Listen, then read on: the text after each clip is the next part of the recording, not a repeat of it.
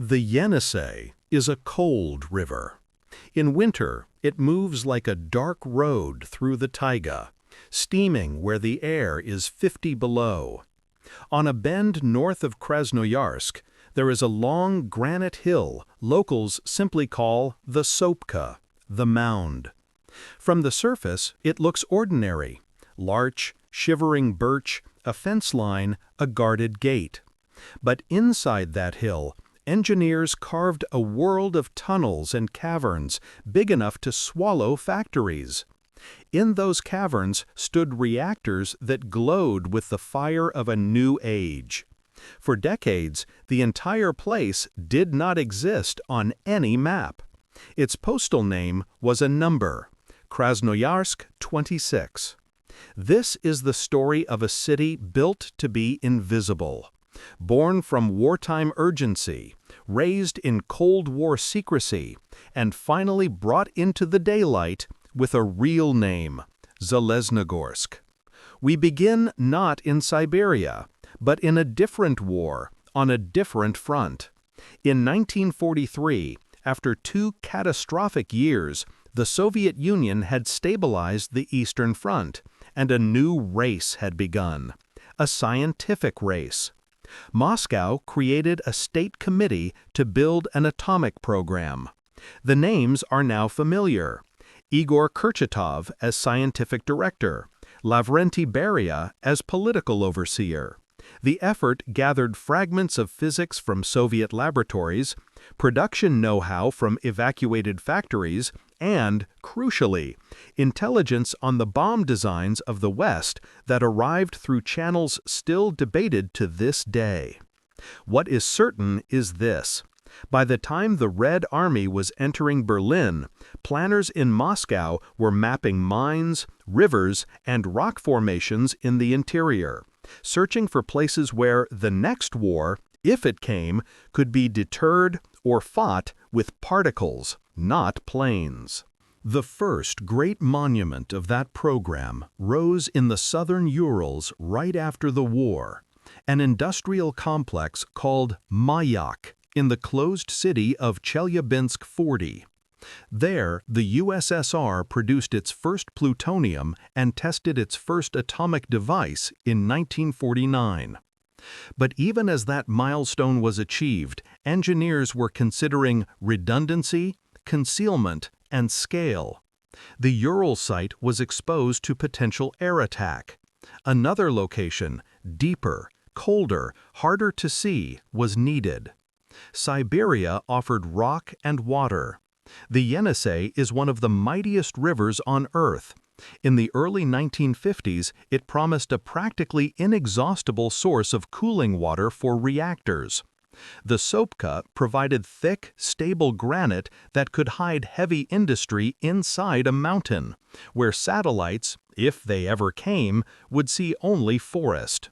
The site was remote but reachable, by rail from Krasnoyarsk, then northward into a zone of marsh, ridge, and river fog.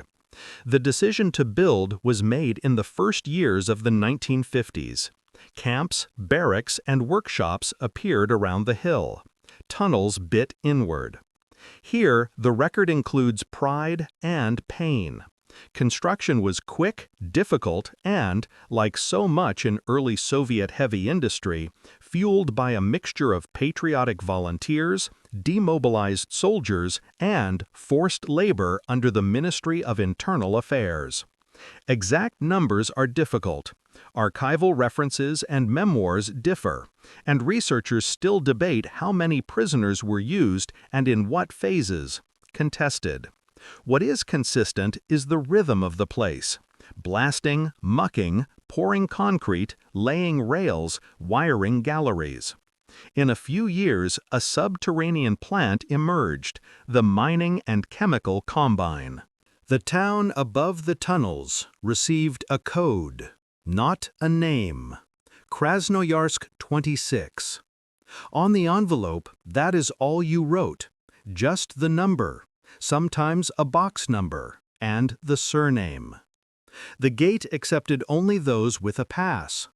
Newcomers surrendered their cameras. The city did not appear on public maps.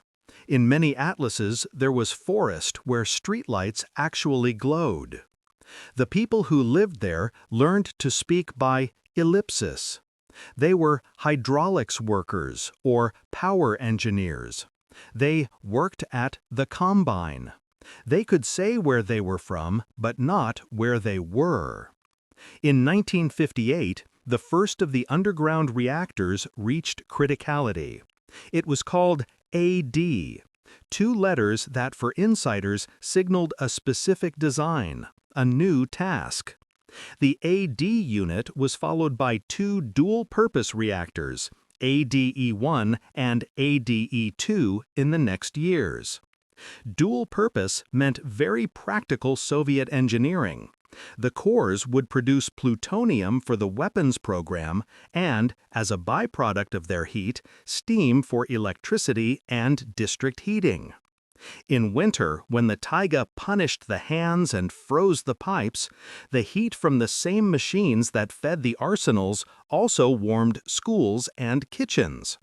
This was not a metaphor. It was plumbing, valves, and heat exchangers snaking from the hill to the neighborhoods. Underground. The scale was startling. Trains delivered fuel and removed waste along tracks cut into the rock. Control rooms watched dials and needles, then, later, digital displays, while shift logs filled with dense handwriting. The hum would never be entirely gone. Ventilation fans, pumps, the low throb of circulating loops. Men and women moved through the galleries in felt boots and quilted jackets, or later in hard hats and synthetics, carrying dosimeters clipped where a pocket might catch the light. The air smelled of concrete dust, rubber, oil, and the unforgettable bite of fresh-cut rock. Above ground, life had its rituals. There were parades, sports clubs, schools named for centuries rather than saints. Statues anchored squares. The city was laid out with a certain optimism of Soviet town planning. Broad avenues opening to the river's distant light. Apartment blocks facing small parks. Winters were long. Summers were brief and fierce with mosquitoes. People fished, skied, played chess.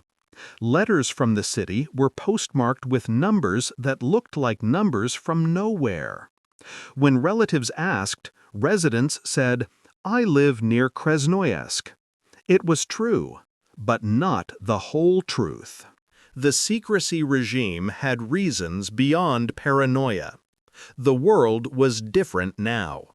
The test at Novaya Zemlya sent shockwaves through ice and ocean. Missiles stood in silos. In a crisis, a plant in a hill was harder to destroy than a plant under a roof. And yet, secrecy shaped more than strategy. It shaped memory.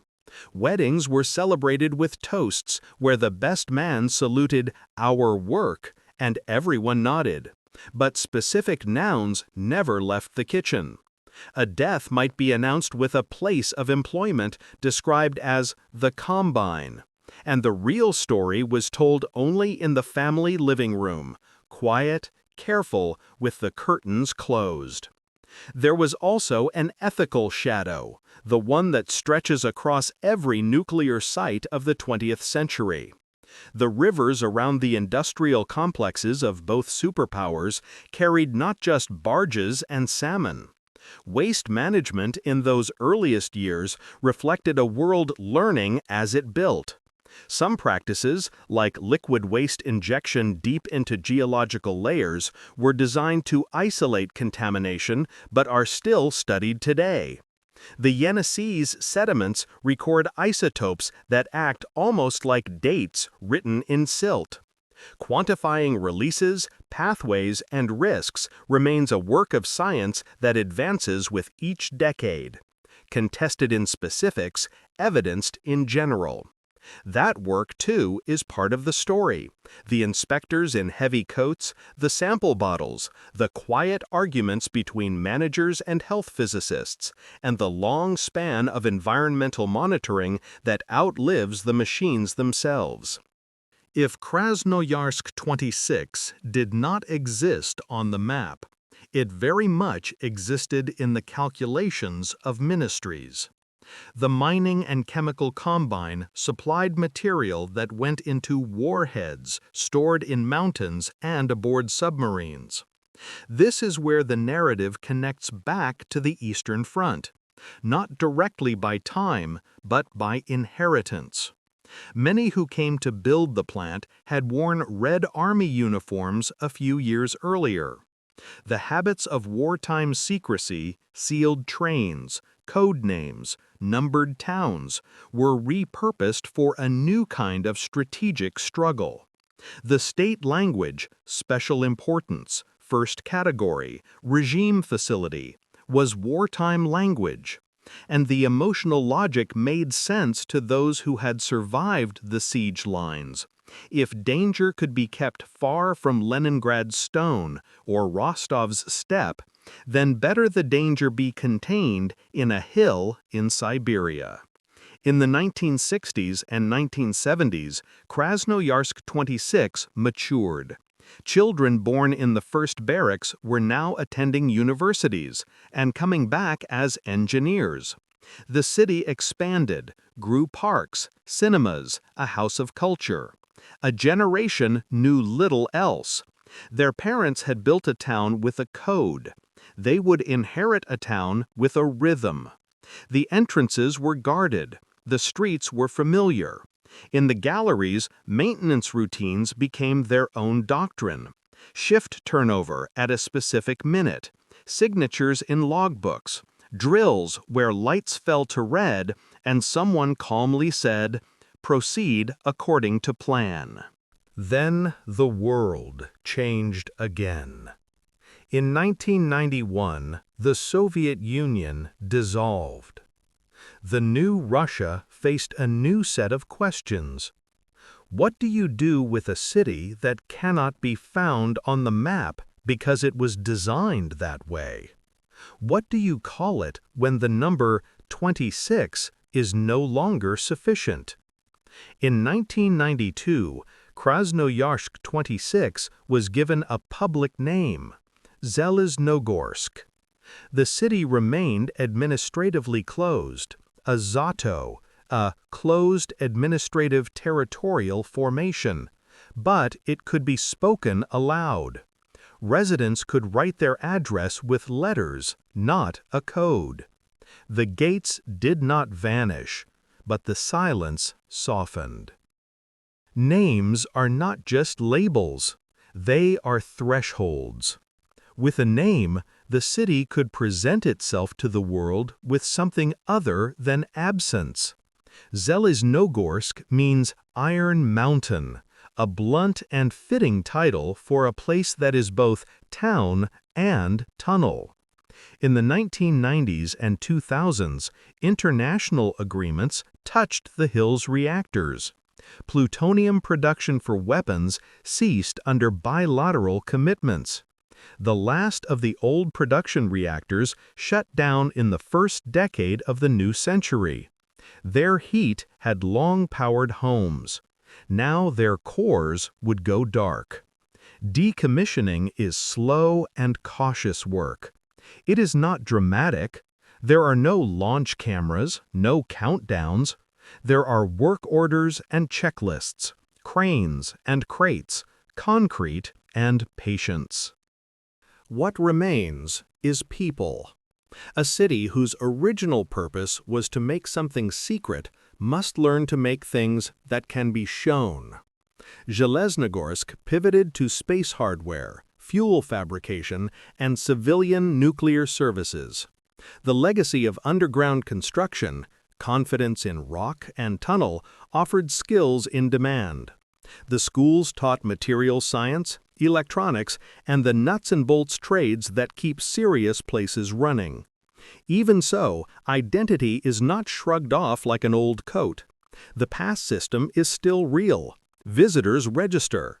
There are still places where photography is not allowed. The city's crest shows a sable holding a key over crossed hammers, a small heraldic echo of a long practice. We build and we guard. And what of the claim that strategic materials for the war were made here? It depends on which war we mean. Krasnoyarsk-26 did not produce wartime supplies for the Eastern Front of 1941 through 1945. It did not exist as a city then. Its tunnels had not yet been cut. The strategic material it produced was for the Cold War. But the city's existence is a direct result of decisions forged in World War II. Decisions about secrecy and survival, about industry beyond the Urals, and about a state's capacity to mobilize skill and will. That line, from Stalingrad's rebel to a reactor hall in a mountain, may be indirect, but it is unbroken. The human texture of the place appears in small documents and recollections. A pass with a photograph, stamped and laminated. A receipt from a dining hall listing borscht, kudleta, chai. A letter addressed to a number, carried by rail, handed through a gate, opened in a kitchen where a woman reads that her brother will not be home for New Year's. A school photograph in which the backdrop is a pine forest that looks like any pine forest, except every child in the frame has parents who work in one of the most specialized industries on Earth. There are also sounds. A siren that rises only on drill day. The hollow knock of boots on the metal steps of a stairwell. The subdued joke told by a fitter to a welder while they wait for a crane. There are smells. Winter air so cold it bites the lungs. The wax and chalk dust of a classroom. The metallic scent that seems to cling to the clothes of those who have spent 8 hours near machinery that moves water hotter than boiling. And there are silences. One is the silence of the galleries after the last reactor shuts down, when the big pumps are finally still, and a crew that has listened to a noise for decades realizes, at last, that it has stopped. Another is the silence of the first time a resident looks up their home on an ordinary map app, sees the street, and remembers the years when they could not. If we were to walk the edge of the Sopka today, we would see fences, cameras, and warning signs. We would also see swallows and crows, a rust-colored riverbank, and the occasional freight car moving deliberately along its schedule. Zheleznogorsk is not a relic. It is a living place with grocery lines and traffic and arguments about school budgets. It is also a memorial to a time when cities were letters and numbers, and when a nation thought salvation might lie inside a hill. History invites reflection, not judgment. It asks us to imagine the choices of those who could not choose their century. Consider a young engineer arriving in 1962, coat collar up against the wind, clutching a suitcase and a letter that simply says, "Report to Krasnoyarsk-26." Consider the veteran mason who had laid brick in Stalingrad and now set forms for a reactor hall and said, without irony, "We build so that others won't have to fight what we fought." Consider a teacher who raised a generation of children to love mathematics and the Yenisei in equal measure. Their work was not visible then. It is only barely visible now.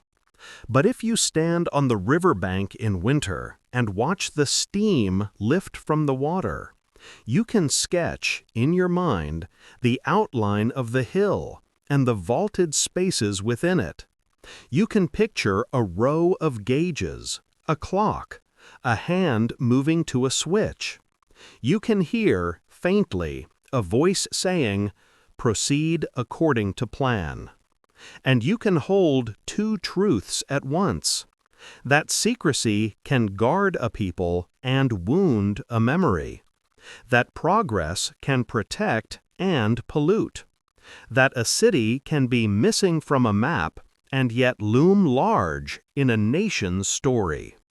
When the name came, Zheleznogorsk, it did not erase the number. It layered meaning on top. The city is still officially closed. It is still a place of metal and heat. But it is also a place where the extraordinary has slowly been made ordinary. Children who once drew only pine trees in art class can now draw their streets, and the map will match. The Soviet century trained millions to hold their tongues. The years after taught them to use their voices carefully. The people of Krasnoyarsk-26, Zheleznogorsk, sit at that crossroad. They know where the stairs lead down into the granite. They know the weight of a door that swings on industrial hinges. They know the quiet pride of making something difficult that few will ever see. Our story closes not with an explosion or a crash, but with a door.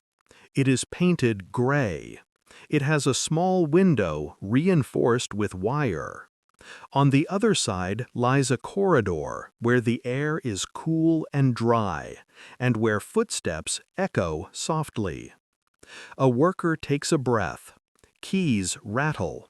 The latch releases, and the door opens onto a space that, for so long, the world refused to admit existed. The light beyond is ordinary, fluorescent, a little harsh. But step through, and you enter a place where history is not clear or simple. It is a place built from wartime fear, scientific discovery, secrecy, and stubborn endurance. A city that the map forgot, and that memory now remembers, stone by stone, name by name.